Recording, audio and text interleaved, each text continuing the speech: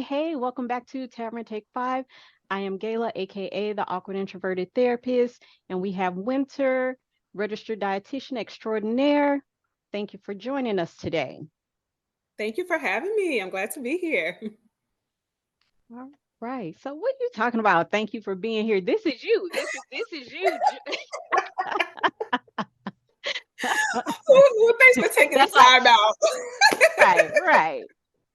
That's like the guests coming into the house. Yeah, the first few times you're a guest, and then it's like, you know where the Mhm. water is. You know where the refrigerator. Go get your Yeah, stuff. I'm make it, not you make serving your you. own stuff. Yeah. That's so true. All Oh right. my So goodness. the last time we were together, we were talking about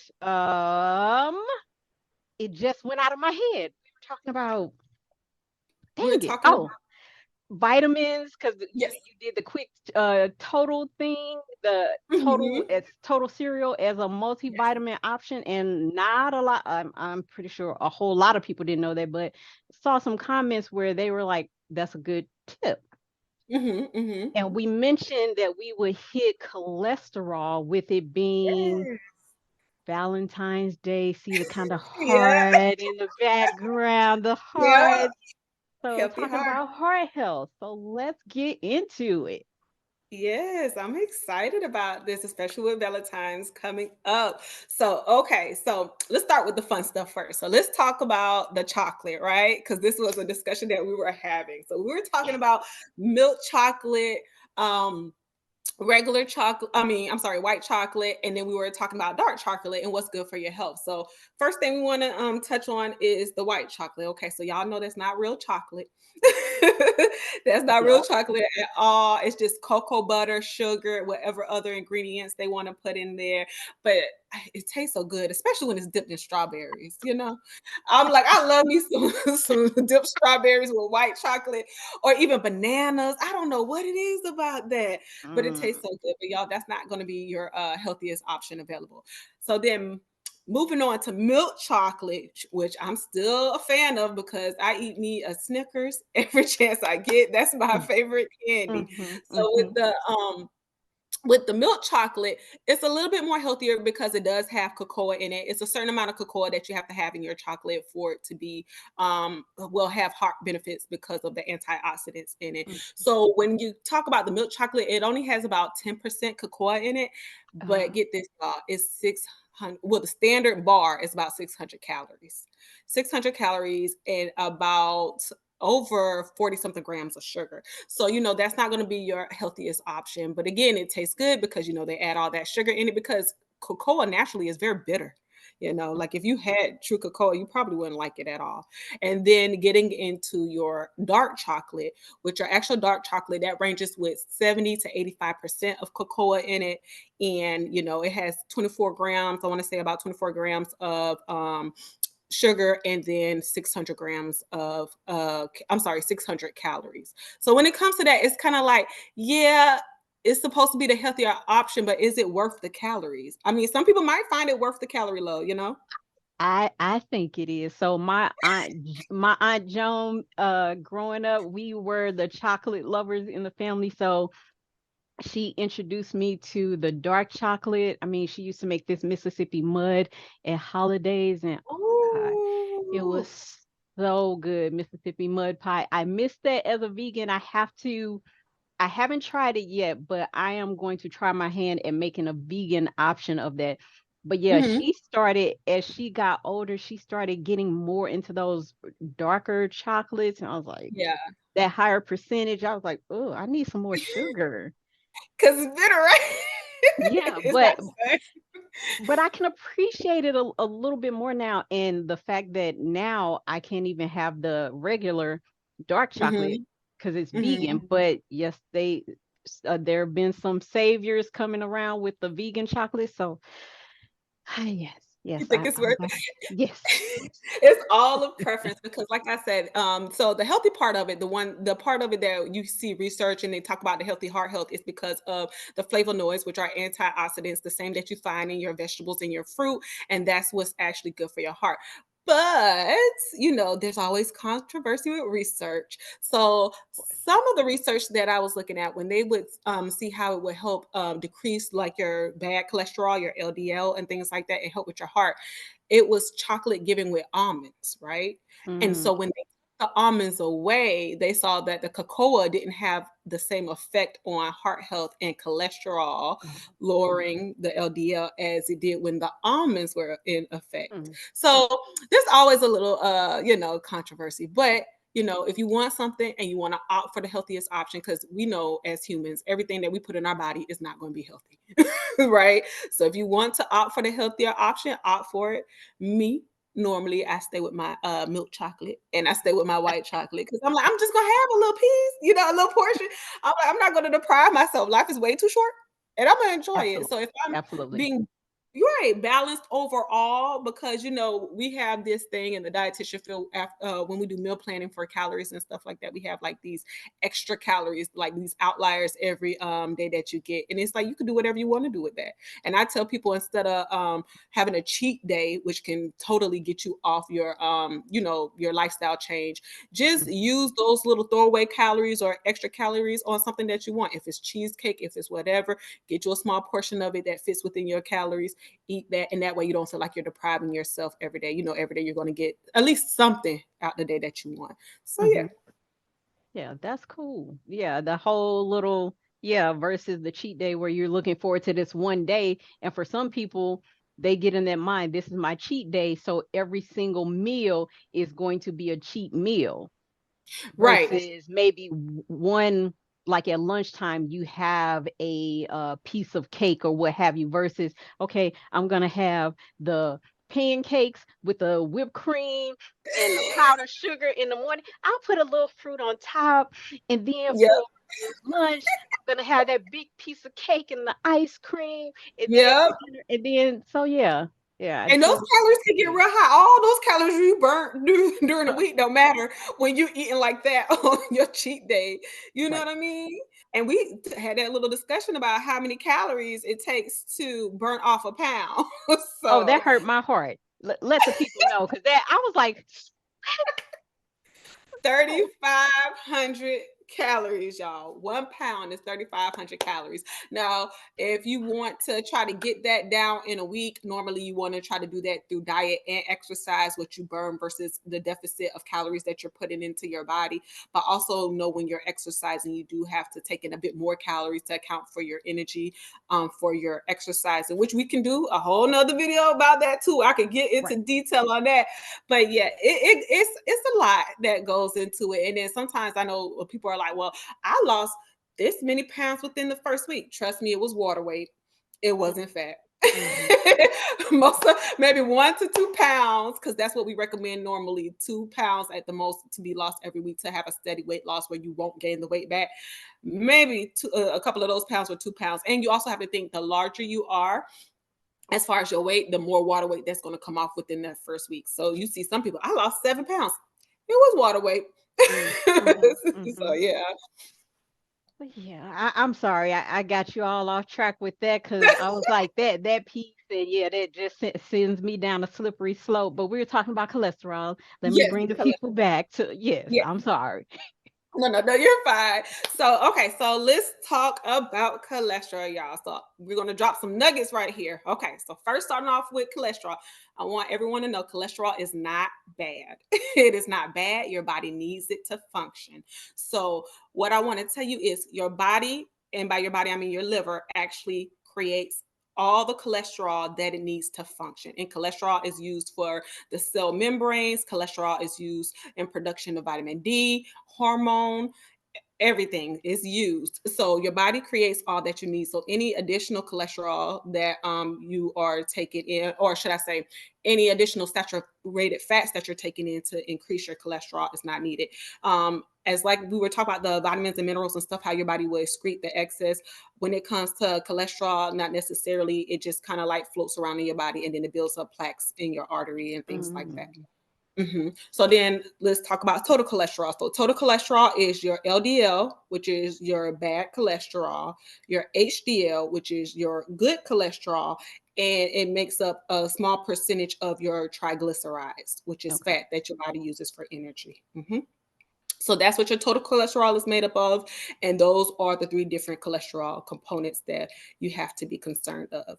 So you want a high HDL, good cholesterol. You want a low LDL, bad cholesterol. And you want your triglycerides to be low as well. Mm.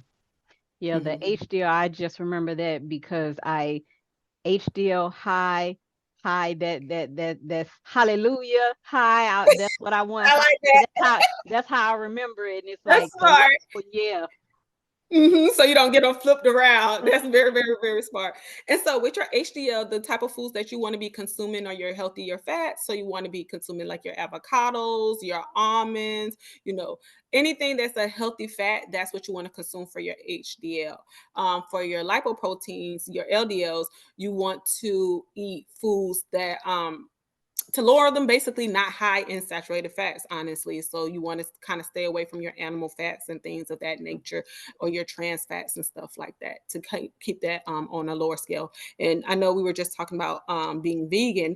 There's still saturated fats in vegan products that can affect you, that you want to be mindful for, because I do think the market does try to display like any vegan food is healthy vegan food. I think they do try to get away with that a lot, They do. and it's not. Yeah, and I don't know if that's intentional. Well, of course, the people who are making the products and everything like that, putting out their money to, hey, draw Yep. people in. But the thing of it is, when I look at the packages and all of the labels, and that's the thing too, looking at the labels and understanding a lot of those, some of those words I don't understand. I'm Googling, okay, what is that, and understanding that. Um, Mhm. and then when I eat those things, so when I call it my junk food, so all of those things that are processed, I consider my junk food vegan, versus when I make my stuff at home where I do clean. So like I'm eating Yeah. quinoa, I'm eating beans, different things like that. And I can definitely feel the difference. So when people say they go from eating meats and all of that to being vegetarian and vegan and they notice a difference, I can notice a difference when I eat junk food vegan versus clean vegan. Yes, and that is so true, because I did it before myself too. I did a 1 year at the beginning of the year. I did the Daniel's fast, the 21-day fast, and that's what I did. I went straight vegan. Really, I didn't have to. It was like no meat, no sweet breads, but I decided to go completely vegan. And first of Mhm. all, this being a fast, oh my goodness, I lost so much weight that I was not intending to lose, but I was happy. I was back in my 19 size when I was 19 years old. I was like, oh my gosh. Even my mom was like, you look good. And I was not intentionally Mhm. trying to lose weight at that time. And I'm talking about, how you have that football, that little belly fat that you can't get rid of, it's stubborn. It Mhm. was washboard. I was like, all I had to do, which I knew, but but I wasn't disciplined enough at the time. Right. But for my fast, I was like, okay, because it wasn't, my mind wasn't on losing weight. My mind was on, a spiritual fast. So it just Mhm. happened naturally. But I was like, wow. But I was making more healthy, meals from scratch when I was doing Mhm. that. Now, fast forward when I tried to do it again just to lose weight, I was getting all my little vegan fast food dinners and stuff from Publix and Walmart Mm, and stuff, and it did not hit the same. I felt heavy as a house, because it's like I was eating that processed food and it was hitting my stomach like a ton of bricks. It yep. was not the same. You would have thought I was eating meat, or like fried foods and things like that. It Mhm. was not, I tell you. Yeah, So yeah, that is crazy when, yeah. So when people say, well, if you're eating processed, well, what's the difference in that and eating animal? I mean, yeah. with the exception of being, if you're more about being kind to animals and caring about animals, then yeah, in that Mhm. regard, you are saving. You are being kind. Yes, But if yes. it's about health, no. And You it's might as not, well and just eat the meat. Yeah, definitely, definitely, because you're still getting saturated fats. You still can get very high calorie counts when you're eating that food, and you might not be getting as much nutrients dense meals as you think you're getting because of the process that it has to go through. Because remember, they're trying to keep these foods on a shelf. I would say we don't know, but we do if you read the ingredients. The type of preservation that they're using to keep these foods, Hmm. preserved for the grocery store so we can get in there and buy it and eat it, because that stuff ain't coming off the shelf every day like that. They're not getting No. sold out every day like that. So some of that stuff is sitting there, you Yep. know. So yeah, the process does make a difference. And even some of my friends, I know they do these meal planning websites where you can choose your different meals and like Factor and things like that. Don't get me wrong, Factor got some good food too. But when I read these new, because they're like, oh, meals made by a dietitian and stuff like that. When I read those ingredients and I Hmm. look at those calories and I look how much saturated fat is in there, I'm like, I'm like, this is high. I'm like, this ain't any healthier. It's the convenience. Yeah, You know what I mean? It's the absolutely. convenience. But I was looking at some of the stuff and I was like, I didn't really see the nutritional value in it. Hmm. And that's what someone was really trying to go for. Mhm. Winter, give me 1 second. Okay. All righty. I'm back. Okay. Okay. So, yeah, so I know we were just talking about, vegan food and how it's not always the healthiest option when you're getting, like, the vegan, processed food out of the grocery store.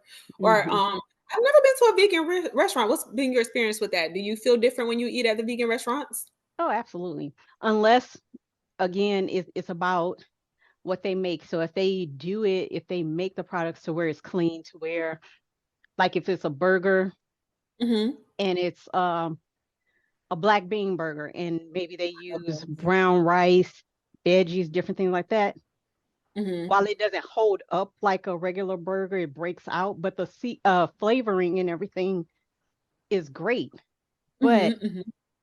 if I go to a restaurant where they serve like Beyond Meat or something like that, I can definitely feel the Mhm. difference. Okay. Tastes good, but Yeah. again, definitely feel the difference. Because so there are some that are cleaner than others when it comes, and when I say clean, talking about Mhm. the ingredients versus the Mhm. processing and all that. So yeah, definitely a difference there. Gotcha. So it Okay. just depends. Yeah. If I'm like, yep, this is gonna be a junk food day, I'm just gonna do it. And Right, right. then I'm in the gym like, oh, okay, you thought that made sense. Whew, I'm tired. Yeah, yeah. Mhm. Gotcha, gotcha, gotcha. Okay, cool, cool, cool. And something I want to make sure I let the people know. So, with your bad cholesterol, your LDL, that's the primary cholesterol that your body is made up of. So, it is Mm, very important to focus on lowering that. I mean, some people don't have enough higher HDL, but I feel like as you naturally lower your LDL, your HDL will raise regardless. So, it is important because your body is primarily full, that's your primary cholesterol in your body. So you want to make sure you do that. And then the HDL is what's recycling the LDL to the liver for it to be removed. So that's why you want the HDL to be higher. So you can have that protein in there to have that to assist in removing the LDL out of the body. okay, so it is correlated. So the higher Mhm. you get your HDL, the your LDL will lower. Well, I've seen it where people have high HDLs and they still have high LDLs. And I'm like, what Hmm, in the world? Yeah. I've seen it where their HDL is good, it's not low, but right. their LDL is still high. So then in the Hmm, same instance, you still have to, I feel more so like if you're lowering your LDL, like focusing on lowering it, then your HDL will naturally raise. gotcha. Because let's say you're not taking in avocado, nuts, like super healthy fats, but you're not taking in bad saturated fats, I feel like Hmm, it will lower and then that will raise the HDL will raise. gotcha. So Mhm, then focusing on lowering the LDL, um, mhm.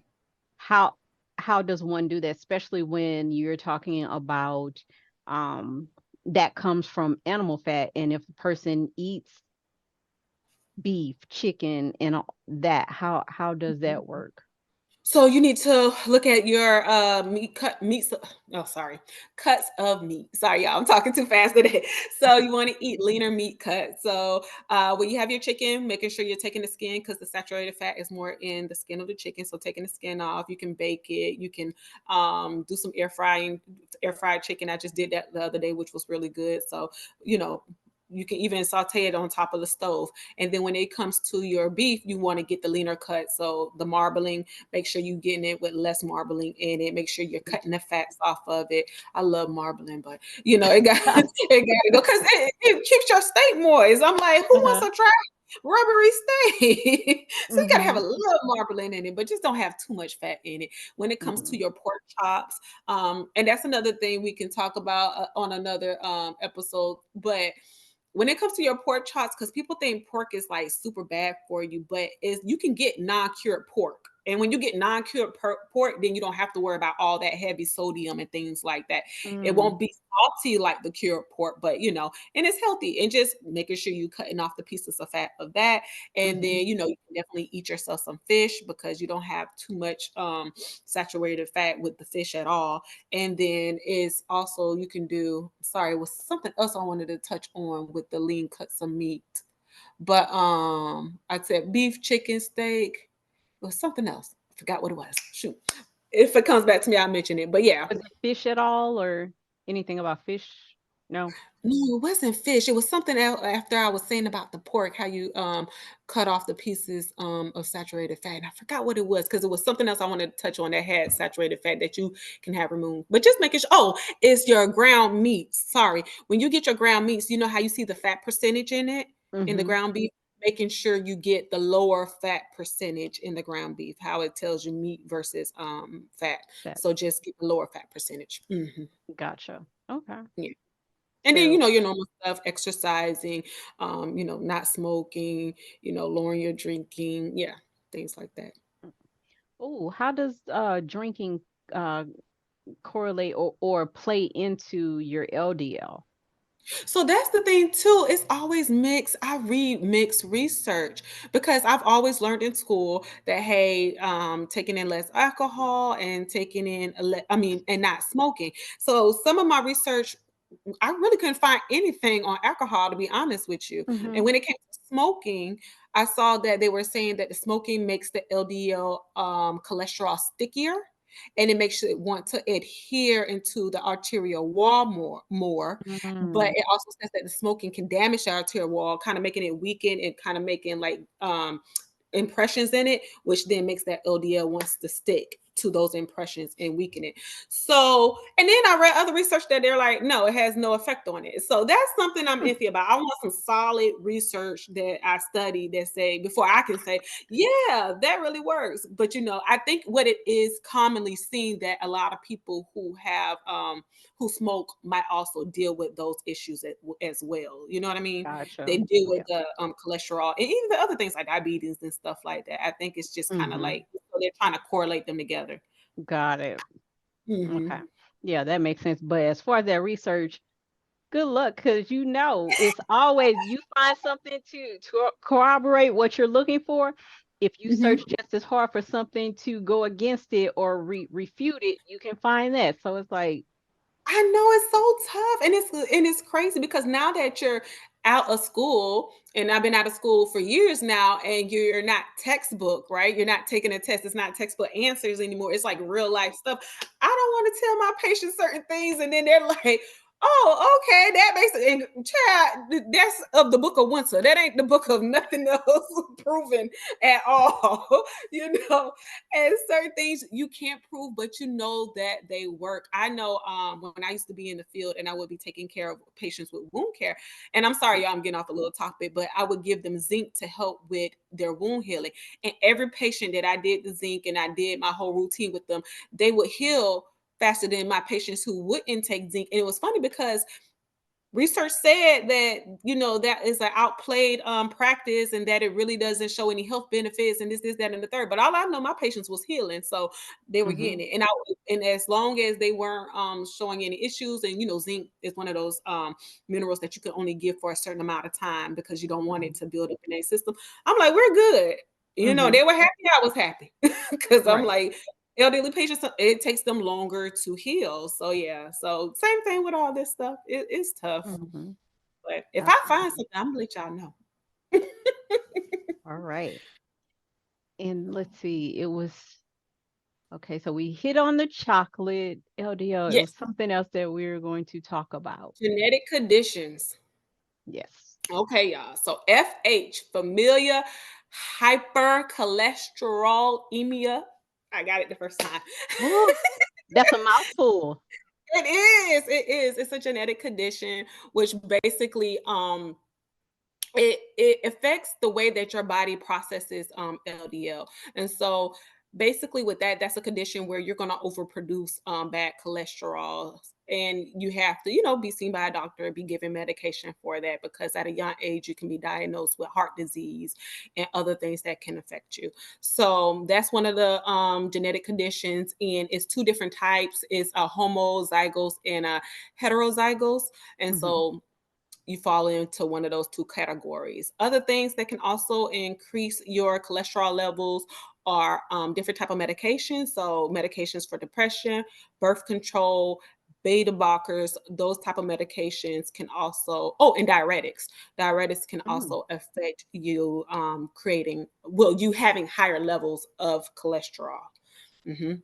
And so then also people with diabetes, kidney disease, PCOS, pregnancy, anything that can make your hormones fluctuate up and down, that can PCOS. also the polycystic ovary Oh, syndrome. Mhm. got it, got it. Mhm. Those anything that's a hormonal condition. Pregnancy, of course, your hormones are different because, like I said, cholesterol is in the product. It helps with the production of hormones, especially your testosterone and your estrogen.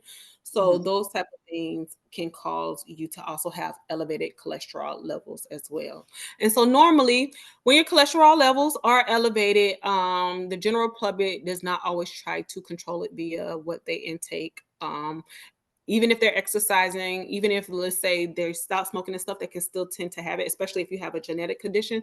So doctors, the medicine that I see prescribed the most in the field is statin medications. Mhm. And for me, I don't like them. I don't like them at all.